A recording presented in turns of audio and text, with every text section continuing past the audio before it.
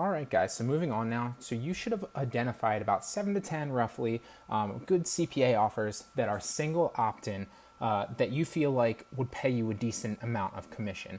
Now you've accumulated those. I'd keep the tabs open. We're going to move on to actually building the host site for your clickable links. Now it's very, very easy. You don't need any money to do this. I'm going to give you a free tutorial right here of how you can build a free Wix site and basically piggyback off that URL. And that will allow you to basically, create a host site for free. That way you can click the links later. So we're going to hit start now. You're going to go to Wix.com, obviously. And the majority of these will be free. If you do have your own site, you could obviously just add on to that. But I'm going to, for the majority of the students watching this, I'm just going to assume that you don't. So we're going to go through here. You're going to click sign up. And you're going to make an email. I'm going to go with one of my old burner ones, bgmediainnovation@outlook.com. @outlook.com.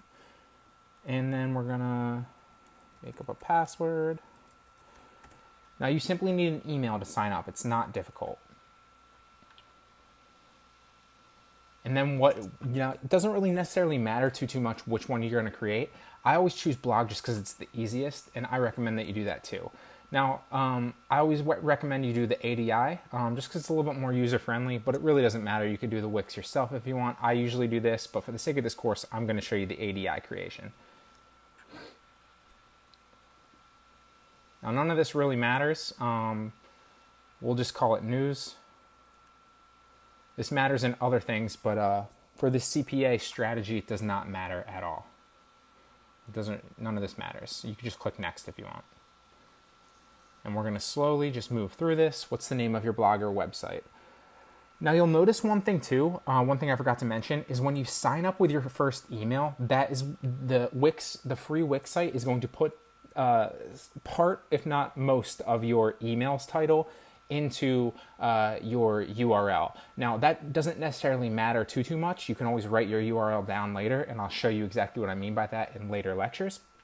But if you just want it to be easier to remember, easier for this reason or that reason, you might want to think about that. Maybe create an email that you like that, because when you put that in and you sign up for a Wix site, let's just use mine for example. So mine was an old burner email that I no longer use anymore. It's bgmediainnovation@outlook.com.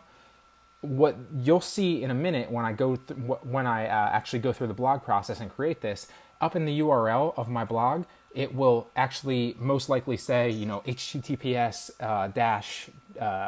BG Media Innovation. It won't probably say the full BG Media Innovation, but it probably will say like BG Media Innovate you know what I mean? So I'll show you what I mean by that, but that's just something to keep in mind. Doesn't necessarily matter 100%. If you don't really care, then that's fine. You can just write your own URL down later, but just something to keep in mind in case you want to go that route. So we'll call this BG Media Innovation. And like I said, none of this really matters.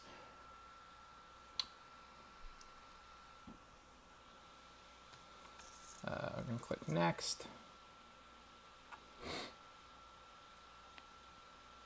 And if you hear that kind of fan going in the background, don't mind that. It's my computer. It's freaking out because it's doing a bunch of different. I'm running a bunch of software in the background, so it's kind of multitasking and having a little trouble right now. Let's go minimal. None of these really matter. It's not like nobody's really going to see this site. It's really irrelevant.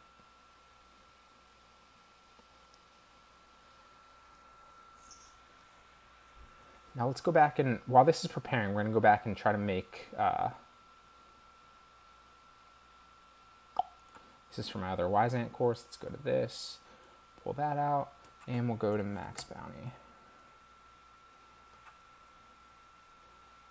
We'd actually see, still preparing. Now one thing you'll notice about MaxBounty when you log in, and actually I'm not going to log in because if I log in right now, it's going to show you my earnings and all my personal information. So I'm just going to wait. Hopefully this does not take too long here.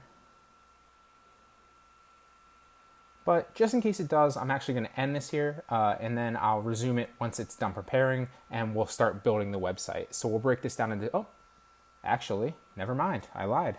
Let's create our homepage. Every once in a while that can take about 10 minutes, but most of the time it only takes about 30 seconds to a minute. That seemed like it was a little bit longer than usual. Yeah, I'm going to end this here just because I don't know, how long this is going to take, but I'll see you guys in the next one, and then we'll hop right into that.